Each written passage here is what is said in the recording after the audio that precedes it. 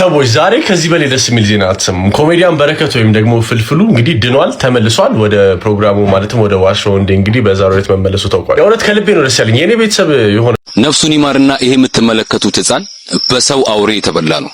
በዱር አራዊት ሳይሆን በሰው እንደኛ ሰው በሆኑ አረመኔዎች የተበላ ምስኪን የ7 ዓመት ህፃን፣ ለዛውም በገዛ አጎቱ በእናቱ ወንድም ማለት ነው። ይሄ የምትመለከቱት በፎቶ ላይ የምትመለከቱት ከሶስቱ መሃል ላይ የተቀመጠው ገንዘብ አሳውሮት የገዛ የእህቱ በአሜሪካ ለምሳሌ የሚሰሩ የተለያዩ ፊልሞች አሉ።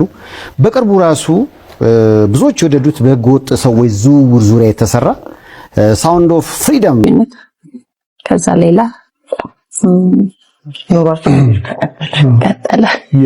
የስራ ሁኔታ የነፂን ስናየው በቲያትሮችን ይሰራል፣ ፊልሞችን ይሰራል፣ የቲቪ ፕሮግራሞችን ይሰራ ነበርና ልጆች የታዋቂው ቲክቶከር የበሱ ፈቃድ አማረ ወላጅ አባት ህይወታቸው ማለፉ ተሰምቷል።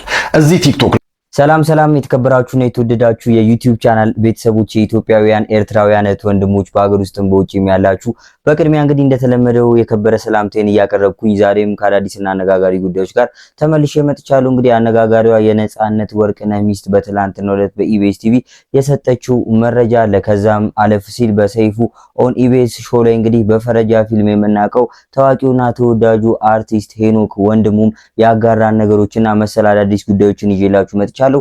ቪዲዮ ላይክ ማድረግ እንዲሁም ለቻናሉ አዲስ ሆናችሁ ነው የዚህ ቻናል ቤተሰብ ያሉናችሁ ደግሞ ቻናሉን ሰብስክራይብ በማድረግ የዚህ ቻናል ቤተሰብ መሆን በፍጹም እንዳይዘነጋ። በተጨማሪም ቪዲዮቹ ላይ ያላችሁን ማንኛውም ሐሳብ አስተያየት ወንድማዊ የታይ ምክራችሁን ኮሜንት ሴክሽን ላይ አጋሩኝ። በቀጣይ እንግዲህ አሪፍ ጥሩ ስራዎችን ይዤ እንድመጣ ስለሚያግዙኝ ማለት ነው። ወደ ቪዲዮቹ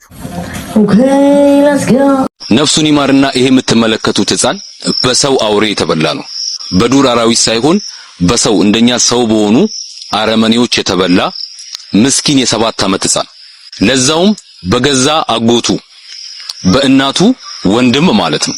ይሄ የምትመለከቱት በፎቶ ላይ የምትመለከቱት ከሶስቱ መሃል ላይ የተቀመጠው ገንዘብ አሳውሮት የገዛ የእህቱ ልጅ ይሄን የምትመለከቱትን ምንም የማያቅ የ7 ዓመት ህፃን ተባባሪዎችን በመሰብሰብ አንድ ላይ ሆኖ ያግተዋል ማለት ነው። ልጁ እንዲለቀቅ የምትፈልጉ ከሆነ 2 ሚሊዮን ብር አስገቡ ብሎ ተባባሪዎቹን ሰብስበው አንድ ላይ ልጁን አግቶ ብር ይጠይቃል። ሰው ሀገር ላይ ስደት ላይ የምትገኘው የዚህ የምትመለከቱት የ7 ዓመት ህፃን ልጅ እናት የሆነችው ዮርዳኖስ የልጇን መታገት ስትሰማ እጅግ በጣም ትደነግጣለች። ከዛም ብላ ያላትን 600 ሺህ ብር ይሄ ነው ያለኝ ብላ አግተናዋል ለሚሉት አካላት ታስገባለች ማለት ነው። ነገር ግን በጣም የሚያሳዝነው ልጁን ቀድመው ገለውት ነበረ። ይህንን ለማየት እንኳን የሚያሳሳ የ7 ዓመት ህፃን ልጅ በጭካኔ ገለው ቱቦ ውስጥ ከጣሉት በኋላ ነበረ ተጨማሪውን ብር እየጠየቁ የነበረው። የገዛ የእህቱ ልጅ ካገተ በኋላ 600 ሺህ ብርም ተቀብሎ ይህንን ለማየት እንኳን የሚያሳሳ ምስኪን ህፃን ልጅ ገሎ ቱቦ ውስጥ ከጣለ በኋላ ምንም እንደማያውቅ ሰው ከቤተሰቡ ጋር ሆኖ ልጁን ያፋልጋል ማለት ነው። በመጨረሻም ግን ፈጣሪ ይህንን ጉር ሲያጋልጥ የህግ አካላት 600 ሺህ ብሩን በተቀበሉበት አካውንት አማካኝነት አድርገው ይህንን አረመኔ ከግብረ አበሮቹ ጋር አንድ ላይ በህግ ቁጥጥር ውስጥ ያውሉታል። ልብ ካላችሁ አሁን የህፃናቱ መታገት ብቻ አይደለም በጣም የሚያሳስበው፣ ካገቱ በኋላ ገንዘብም ተቀብለው ህፃናቱን በህይወት እየለቀቁ አይደለም፣ ገለው እንደ ቆሻሻ በየቱቦ ውስጥ ነው የሚወረውሯቸው። የዚህ ህፃን ደግሞ የሚብሰው በገዛ አጎቱ መሆኑ ነው። ስለዚህ እባካችሁን ልጆች ያላችሁ ቤተሰቦች፣ በተለይ ህፃናት ልጆች ራሳቸውን መከላከል የማይችሉ ህፃናት ልጆች ያላችሁ ቤተሰቦች ልጆቻችሁን ጠብቁ በቃ። ምክንያቱም ለገንዘብ ሲል ባዳ ብቻ ሳይሆን ቤተሰብ የምትሉት አካላችሁ ራሱ እየታመነ አይደለም። እንዳያችሁት ለገንዘብ ሲል የእናት የአባቱ ልጅ በሆነችው በእህቱ ልጅ ላይ ነው የጨከነው። እና እባካችሁ ልጆቻችሁን ጠብቁ። ይህንን ቪዲዮ ኮፒ ሊንክ፣ ሪፖስት፣ ሼር እያደረጋችሁ አድርሱልኝ። አመሰግናለሁ። በትክክልም እንግዲህ አውሬ ከአራዊቱ ወይም ደግሞ እንግዲህ በጫካ ከሚኖሩ እንስሳቶች የማንለያቸው አንዳንድ የሰው አውሬዎች አሉ። እንዴት በዚህ ልክ ሊያውም በእህታችሁ ልጅ ላይ እንደዚህ አይነት ክፋትን በገንዘብ ምክንያት ታደርጉ ትነሳላችሁ? በእውነት እንደዚህ አይነት ዜናዎችን በተደጋጋሚ እየሰማን በተደጋጋሚ እየተመለከትን እንገኛለን። ይህ ማህበራዊ ድረገጽ መተግበሪያ ደግሞ እንደዚህ አይነት ነገሮችን የምንለዋወጥበት ሳይሆን ጥሩ ነገሮችን የምንለዋወጥበት ሊሆን ነው የሚገባው። ብቻ ግን ቤተሰቦች እንደዚህ አይነት ዜናዎችን መስማት እየተለመደ ይገኛል። እናንተስ በእንደዚህ አይነት ጉዳይ ምን አይነት ሐሳብ አስተያየት አላችሁ? እናንተ እህቱ ቦታ ብትሆኑ ወይም ደግሞ ልጃችሁን በእንደዚህ አይነት አጋጣሚ ብትነጠቁ ስሜቱን አስባችሁታል? እስኪ የታዋቂው ቲክቶከር የበሱ ፈቃድ አማረ ወላጅ አባት ህይወታቸው ማለፉ ተሰምቷል። እዚህ ቲክቶክ ላይ ጆሮ ገብ በሆነ ድምጹ ፈጣን መረጃና አጫጭር ታሪኮችን የሚነግረን ተወዳጁ ቲክቶከር በሱ ፈቃድ እንዲህ ሲል ስለ አባቱ አጋርቷል። አባቴ የድምጼ መጀመሪያ፣ የቆምኩበት መሰረት፣ ቃላት ከውስጥ የተፈለገው የሚያልቁበት፣ ነገር ግን የትዝታ ማዕበል ልቤን የሚሞላበት ከባድ ሰዓት ላይ ነኝ። የህይወቴ መከታ መመሬና መሰረት የሆነው ውዱ አባቴ ወደ ፈጣሪው ተጠርቷል። ዛሬ በአካል ቢለየኝም እኔ የምኖረው እሱ በሰራውና በቀረጸው ማንነት ውስጥ ስለሆነ አባቴ ሁልጊዜም በውስጤ ሕያው ነው ሲል አባቱ ያለውን ቦታ በሐዘን ገልጿል። በሱ ፈቃድ አማረ በጣም የሚወደው ወንድሙን ከ2 ዓመት በፊት ነበር ያጣው። ተወዳጁ ቲክቶከር እጅግ ጠንካራና የፈጣሪን ፍቃድ ተመስገን ብሎ በመቀበል ህይወትን የሚገፋ ጠንካራ ሰው ነው። ለዚህ ማሳየው የመጣውን አሜን ብሎ በመቀበል ለተከታዮቹ ባለው ፍቅርና ክብር ሐዘን ውስጥ ሆኖ ምንም እንዳልተፈጠረ ፈገግ ብሎ ቪዲዮ ለመልቀቅ እየሞከረ ነው። ተወዳጁ ወንድማችን ፈጣሪ መጽናናቱን ይስጥ።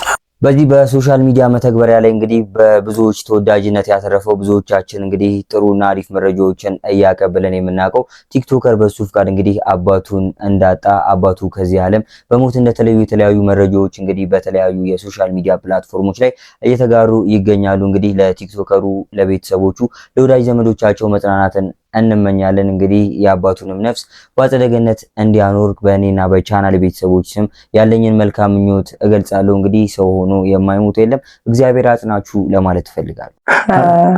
አንገትሽ ላይ ያለው ቀለበት እዚህ ያደረገው የነበረ? አዎ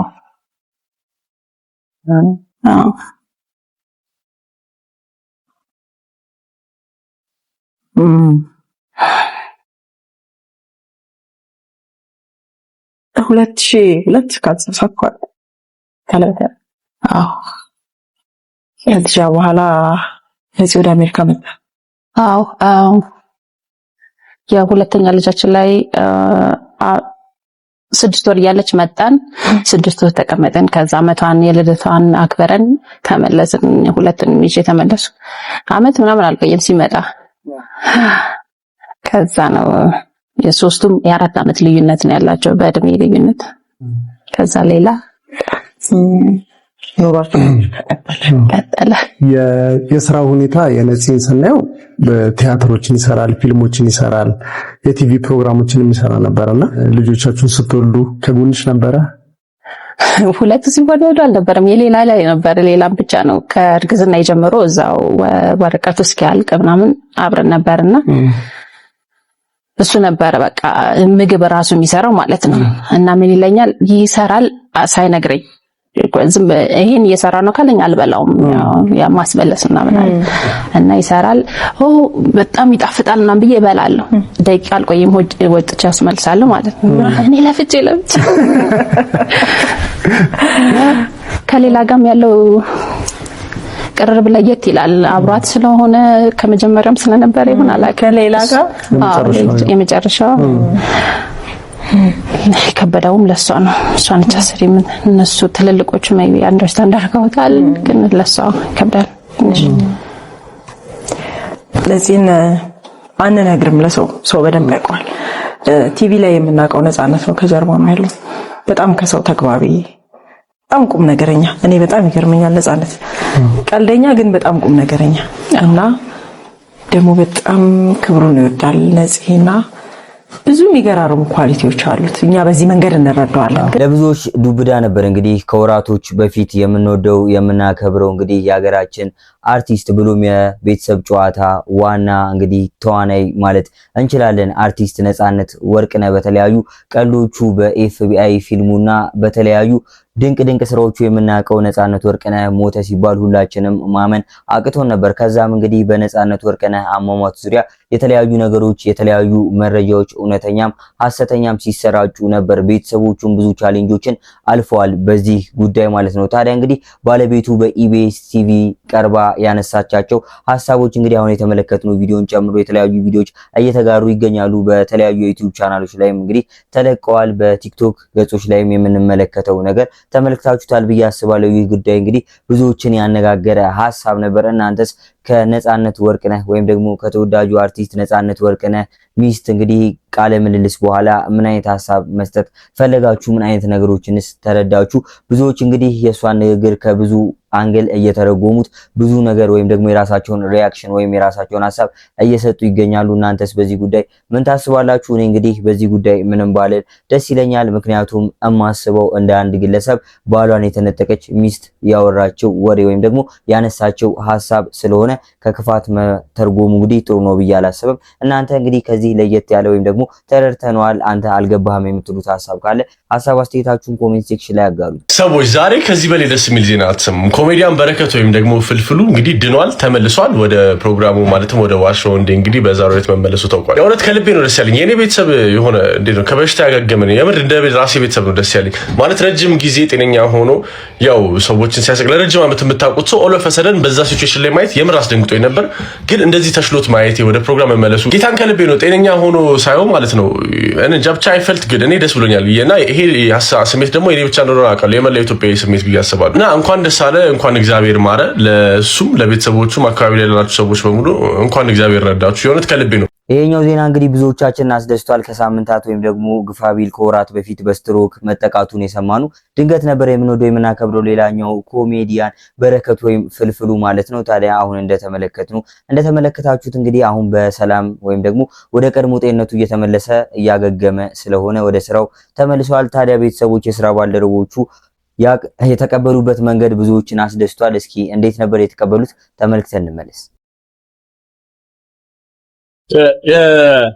እናትና ልጅ አይለያዩም። የቁልፍ መያዣውም ደግሞ እመቤቴ ልጇን አቅፋ ነው። በቃ ከእጅ እንዳትለየው።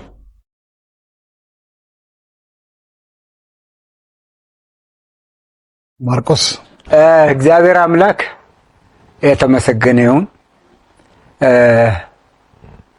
ከምንም በላይ በተለያዩ ቦታዎች የአቅማችንንና የኛ በተሰጠን ሙያ የምናገለግለው ጌታችን መድኃኒታችን ኢየሱስ ክርስቶስ አላሳፈረንም። አይዞ በረከት በእግዚአብሔር እንኳን ለዚያ በቃ። አሜን አሜን። እግዚአብሔር የተመሰገነ ይሁን።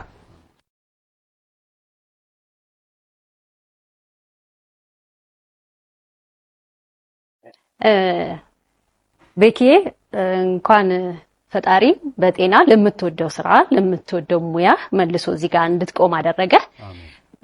የምትወዳት ኪዳነ ምሕረት እመቤታችን ጠብቃ እቅፍ ድግፍ አድርጋ እንደው አንዳንድ ጊዜ ሳስበው አንተ ይሄ ነገር ያጋጠመህ ሰው ዘንድ ያለህን ፍቅርና አክብሮት እንድታይበት ነው ብዬ ነው የማስበው። በአንተ እንኳን አንተ እኛም ብዙ አይተናል፣ በሄድንበት ተጠይቀናል። ጸሎት የሚደረግበት ሁሉ ብዙ ነገር ሕክምናም እባካችሁ አለሁ እኔ ያለ እኔም ጋር ራሱ በጣም ብዙ ሰው ሁላችንም ጋር የምናግዘው ነገር ካለ በገንዘብ በየትኛውም ነገርና ለማንኛውም እግዚአብሔር የሰውን ፍቅር ሊያሳየህ ነው። እቺን ያመጣት መቤቴ መልሳታለች። እንኳን ለዚህ ለስራ ለምትወደው ለቤትህ ለቤተሰብህ ለልጆችህ አሁንም አባት ያድርግህ። አሁንም የሙያህ እንቁ እንደሆንክ ቀጥልልኝ። ደስ ይለኛል። እግዚአብሔር ይመስገን።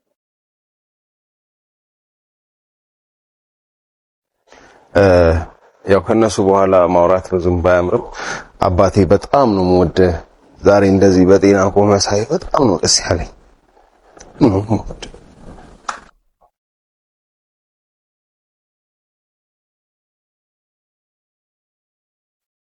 ሁሉንም ማመስገን ያው ይከብዳል። የተወሰኑትን እንደው ለማመስገን ያህል አክሶን ሆስፒታል፣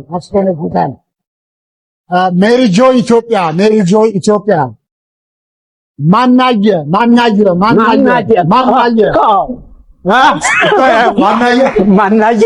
ፍልፍሉ አየ እሱ ላይ ማናየን በጣም ነው የማመሰግነው።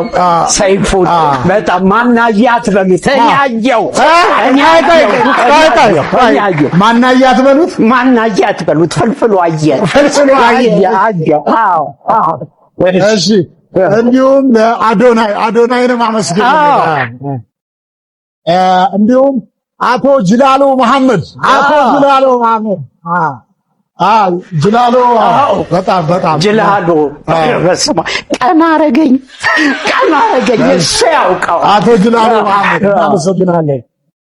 እንዲሁም ታመሶል ኮሙኒኬሽን የማርያም ወርቅ ሎዛ ሚዲያ የማርያም ወርቅ ቤቱ ተመስገን እንዲሁም ደግሞ እስማኤል ዴንታል ክሊኒክ በየት እስማኤል ከመምስጥ ባትድንም ፈገግ ነው የምናደርግ ብለው እስማኤል ሰላም ነች ውጪ ሆና ዶክተር ሰላም ውጪ ነች። እንዲሁም ደግሞ ዳዳ ሶል እጅግ አድርገን እናመሰግናለን። ሶል ቦብ አሜሪካ እና አብርሃም ሶል 13 ቀበሌ ያሉ እንዳሉ በውጭ ያሉትም ሀገር ውስጥ የሰፈሩ ልጆች በጣም አብርሃም 13 ቀበሌ እዛው ሰፈር ማለት ነው አሜሪካን ካክተስ በተለይ ስራ አስኪያጁ ዮናስ ያው በጣም መመስገን አለበት። ካክተስ ማለት ነው። እንዲሁም ደግሞ ያው ወንድማችን ነው፣ ትንሹ ነው የምንለው፣ ታናሽ ወንድማችንም ጓደኛችንም ነው። ግዳይ ገብረ ሕይወት ትንሹ ስለ ግዱ ነው። ግዱ በጣም ማመሰግነው ትንሽ ወንድሜ ነው። ባለፈው እቤት ፍየል ምናምን አደረገልኝና 2 ቀን ቀረ። ከዛ ደወለና ትንሽ ቢዚ ሆኜ እኮ ነው የቀረውት አለ። መንፈስን የቀረው ስጋው ቤት አለ። ታሙ እንደዛ መሆኑ ወይም ደግሞ በስትሮክ ተጠቅቶ መሄድ አቅቶት ስንመለከተው የነበረው የምንወደው የምናከብረው ኮሜዲያን ፍልፍል ወይም ደግሞ በረከት እንዲመሆኑ ብዙዎቻችንን አስደስቷል ብዬ አስባለሁ። እንግዲህ ከዚህም በላይ አገግሞ ወደ ቀድሞ ጤንነቱ እንደሚመለስ ሙሉ እምነት አለኝ። ብቻ ግን እንግዲህ እንደ መረጃ የዜና ብዙዎችን ወይም ደግሞ ይህ መረጃ ብዙዎችን ያስደሰተ መረጃ ነበር። እናንተስ በዚህ ጉዳይ ምን ታስባላችሁ? ያላችሁን ሐሳብ አስተያየት ኮሜንት ሴክሽን ላይ ያጋሩ። አባታችን አባ ገብረ ኪዳን ስለመተት ይህንን ተናግረዋል። እንደ ወንድ የሆነ ጀግና በዓለም አለ የተባለ ጠንቋይ ይድገምብኝ። እኔ በጌታችን በመድኃኒታችን በኢየሱስ ክርስቶስ ስም ፍጹም አምናለሁ። በክርስቶስ ስም ግን ቀልድ የለም። ስሙን በስመ አብ ወወልድ ወመንፈስ ቅዱስ በጠራሁት ጊዜ ውዬ ባድር አንዳች እንደማይዞረኝ አምናለሁ። እናቱ ድንግል ማርያም ለኔ መጠጊያዬ ናት በእናትነቷ። ይሄ የሚያሳየው የእሳቸውን በእግዚአብሔር ላይ ያላቸውን ጽኑ እምነት እንዲሁም ደግሞ በእናታችን በቅድስት ድንግል ማርያም ያላቸውን ጽኑ እምነት ነው የሚያሳየው። በእርግጥ አንድ ክርስቲያን ሊሆን የሚገባው እንደዚህ ነው። ደፋር ነው መሆን ያለበት፣ መፍራት የለበትም። አብዛኞቻችን ግን የእሳቸው አይነት እምነት ወይም ጥበብ የለንም። በጣም እንፈራለን። እሳቸው እምነታቸው ዝም ብሎ የመጣ አይደለም። እንደምታዩት የዓለምን ደስታ ትተው ለእግዚአብሔር ለኢየሱስ ክርስቶስ የሚኖሩ አባት ናቸው። በእርግጥ ከሁላችንም የተሻለ መንፈሳዊ ጥበብ ዕውቀት አላቸው። አገልግሎታቸውም በዚህ ውስጥ ነው። ስለዚህ ይሄ አገልግሎት ድፍረት ወኔ ሰጥቷቸዋል። እኛ ግን ልባችንን ከእግዚአብሔር ከፍለን ውሏችንን ከአምላካችን አርቀን ከእናታችን ከቅድስት ድንግል ማርያም በብዙ ርቀት ላይ ያለን ሰዎች እንደሳቸው ያለ እምነትና ድፍረት የለንም። ስለዚህ መከላከያውን አልያዝንም ማለት ነው።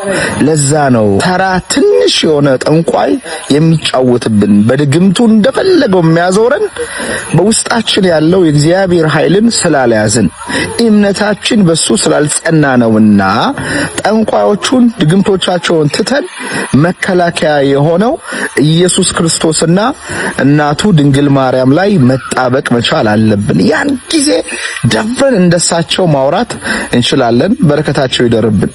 ይህ ጉዳይ እንግዲህ ቤተሰቦች ሲሪየስ ጉዳይ ነው። ኢን ሪል ላይፍ ወይም ደግሞ በምንኖርበት ህይወት ውስጥ የሚፈጠሩ ነገሮች ናቸው። እኔ ግን እንዴት ነው እነዚህ ነገሮች ከራሳችን እምነት ጋር አያይዛቸዋለሁ? እንዴት ካላችሁኝ እንደዚህ አይነት ነገሮች እንግዲህ በሃይማኖታችን ጠንካራ ከሆንን ወይም ደግሞ በፈጣሪያችን የምናምን ከሆነ ይነኩናል ብዬ አላስብም። ቤተሰቦች እናንተስ በዚህ ጉዳይ ምን አይነት ሐሳብ አላችሁ? እስኪ ብንወያይበት ጥሩ ነው ብዬ አስባለሁ። ብቻ ግን እዚህ ጋር በቪዲዮ የተነሳው ሐሳብ ሙሉ ለሙሉ ልክ ነው ብዬ አስባለሁ። ከዚህ ለየት ያለ ሐሳብ ካለ መድረኩ የእናንተ። መጨረስ ከብዶኝ ነው እስከዛሬም የቆየሁት ማለት ነው። አንዴ በጣም ቀጥታ መናገር የምፈልገው ነገር አለ። 1 ሚሊዮን 120 ሚሊዮን ህዝብ ጠየቅኩኝ። 2300 ሰው 3 ሚሊዮን 400 ሺህ ብር አዋጣ። ቀሪውን እኔ መኪናዬን ሸጬ የሰው ዛፍ ትልቅ ሰው ልበቀና የማነ የካፒታል ሆቴል ባለቤት እና አንድ ብሩክ አትላንታ ቀሪውን እኛ ሞላ ነው። በጣም አመሰግናለሁ። 3 ሚሊዮን ምናምንም በዚህ ሰዓት ማግኘት በጣም ትልቅ ነገር ነው። እልህ ስለያዘኝ መጨረስ ስላለብኝ 3 አመት ሙሉ በእግሬ ነው ሄጄ የሰራሁት። ይሄንን ገብቷል ማለት ምን ያህል ስቃይ እንዳያው። አዎ ግን በቃ ሆነ። አይገርምም? ሆነለታል። በእናታችሁ ሆነ። እኔ አስታውሳለሁ እንግዲህ ቪዲዮውን ታዩታላችሁ። መጀመሪያ እዚህ መጥተህ ፈረጃ የሚባል ፊልም በሌላው ዓለም የተለመደ ነው። የክራውድ ፈንዲንግ ይባላል። በአሜሪካ ለምሳሌ የሚሰሩ የተለያዩ ፊልሞች አሉ። በቅርቡ ራሱ ብዙዎች የወደዱት በህገ ወጥ ሰዎች ዝውውር ዙሪያ የተሰራ ሳውንድ ኦፍ ፍሪደም ፊልም አለ። ይህ ፊልም በነገራችን ላይ ህዝቡ አዋጥቶ መጨረሻ ላይ አልሞላ ስላለ ሜል ጊብሰን የሚባለው አክተር ገባበት። ከዛ እንደውም ትራምፕ ሁሉ ምክንያቱም ስለ ዝውውር ስለሆነ እሳቸውም እንዲመረጡ ድል ያመቻቸላቸው አንድ ፊልም ትራምፕም ተሳትፎበታል። እና በእኛ ሀገር አልተለመደም። የሆነ 5 ብር ሰጥቶ አንዳንዱ ለምሳሌ ቪዲዮዎችን ስትለቃ ይቻለው የአርሰናል ስቴዲየም ይሁን ወይ ምናምን አላውቅም ውስጥ ገብተህ አርሰናል ሜዳ ላይ ነኝ ምናምን ብለህ እንትን ስትል ዌስታ ሜዳ ነው ከስር ገብቶ ባዋጣ ነው ገንዘብ በሸነና እያልክ ነው አይደል? አይተዋል። እንትን ነው ሰፊዬ። እኔ ልክ ቪዛ ሲሰጠኝ እደነግጣለሁ። ለምን እንዴ? ትኬቱ አይቀመስም እኮ 300 ምናምን ሺህ ምናምን እና በጣም የሚገራርሙ ጓደኞች አሉኝ። ድንገት ስታዋያቸው ሰብሰብ ብለው ሂድ እስኪ ዘና ይሄ አሁን አከሳሲ ያለሁበት ምናምን ባንዴ ነው እንትን ያልኩባቸውና እየነገርካቸው ፕሮግረስን እያዩ ምናምን የታመምክ ነው የሚመስላቸው።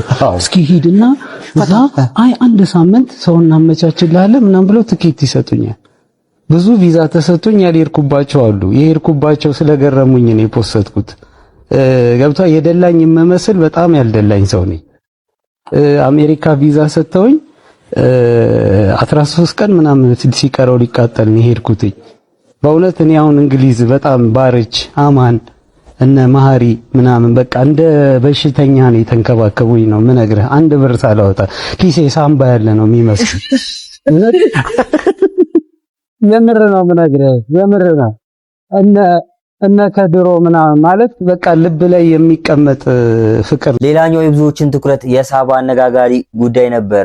አርቲስት ሄኖክ ወንድሙ ፈረጃ ፊልምን እንግዲህ ከጅማሬ አሁን ላይ ወደ ፍጻሜ እያበቃ ይመስላል። ከጅማሬው እስከ ፍጻሜው ብዙ ቻሌንጆችን አልፏል። እንግዲህ የሰውነት ገጽታውን ለፊልሙ ሲል አመጋገቡና የተለያዩ መስዋዕትነትን እየከፈለ እዚህ ላይ አድርሶታል። ይህንን ፊልም ፈረጃ ፊልም ታዲያ ወደ መጨረሻው ላይ እንደደረሰ ከተሰማ በኋላ ብዙዎች አርቲስቱን ይፈልጉት ነበር። ታዲያ በትላንትናው ዕለትም በሰይፉ ኦን ኢቢኤስ ሾው ላይ የነበረውን ቆይታ ሙሉ ለሙሉ እንግዲህ ተመልክታችሁታል ብዬ አስባለሁ። ይህ አርቲስት እጅጉን አድናቆት ይገባዋል። ምክንያቱም ብዙ ቻሌንጆችን አልፎ እዚህ ላይ መድረሱ እንግዲህ ብዙ ሰዎችን ደጅ ሲጠና ነበር። ብዙ ሰዎችን ፊታቸውን መልሰውበታል። እሱም በተለያዩ እንግዲህ ቃለ ምልልሶች ላይ ሲናገር የነበረው ጉዳይ ነው። የሆነ ሆኖ ግን ፈረጃ ፊልም በስተመጨረሻም ፍጻሜው ደርሷል። ቤተሰቦች እንግዲህ የዛሬ ቪዲዮዎቻችንን ከመጨረሳችን በፊት ከዚህ በፊት በሰራውላችሁ ማለትም እንግዲህ ዋና ሐሳቡን በአርቲስት ተወዳጇ ዘቢባ ግርማ ላይ ያጠነጥን የነበረው ቪዲዮ ላይ እንግዲህ የተለያዩ መረጃዎችን ሰጥቻችሁ ነበረ። ከትዳሯ ጋር በተያያዘ በዚህ በማህበራዊ ድረገጽ መተግበሪያዎች ላይ አንዲት ሴት ተነስታ ትዳሯን ለመበጥበጥ ያደረገችው ሙከራ አልተሳካላትም። ቢሆንም እንግዲህ አንዳንድ አጭበርባሪዎች ይህንን ምክንያት በማድረግ ወይም ይህንን መነሻ በማድረግ ዘቢባ ግርማ አሁን ላይ እንግዲህ የምንወዳት የምናከብራት አርቲስት ድምፃዊት ዘቢባ ግርማ በሽተኛ እንደሆነች ወይም ደግሞ ታማ ሆስፒታል እንደገባች የሚያሳዩ የተለያዩ የፎቶ ማስረጃዎችን ሲያጋሩ ተመልክቻለሁ። ይህንን ደግሞ ዝም ብዬ ማለፍ አልፈለኩም። ምክንያቱም በዚህ በማህበራዊ ድረገጽ መተግበሪያዎች ላይ አሁን ላይ እንደዚህ አይነት አጭበርባሪ ሰዎች በዝተዋልና በእንደዚህ አይነት የውሸት ማለትም ከእውነት የራቁ መረጃዎች እንዳትታለሉ ለማለት ፈልጋለሁ። እንግዲህ ለዛሬ ይዤላችሁ የመጣኋቸው ቪዲዮዎች እነዚህ ይመስላሉ። ቪዲዮቹን እንደወደዳችኋቸው አልጠራጠርም። እንግዲህ ለቻናሉ አዲስ ሆናችሁ ቻናሉን ሰብስክራይብ በማድረግ እነዚህ ቻናል ቤተሰብ በመሆን በተጨማሪም ቪዲዮ ላይክ ያላደረጋችሁ ቪዲዮ ላይክ በማድረግ እንዲሁም ቪዲዮቹ ላይ ያላችሁን ማንኛውም ሀሳብ ወንድማዊ ምክራችሁን ኮሜንት ሴክሽን ላይ በማጋራት ነገ ጥሩ የተሻሉ ማራኪ ስራዎችን ይዤ እንድመጣ አበረታቱኝ። በቀጣይ እንግዲህ በአሪፍ ስራዎች እስከምንገናኝ እስካሁን ለነበረን ቆይታ እጅግ አመሰግናለሁ። ቴንኪው። ይመቻችሁ።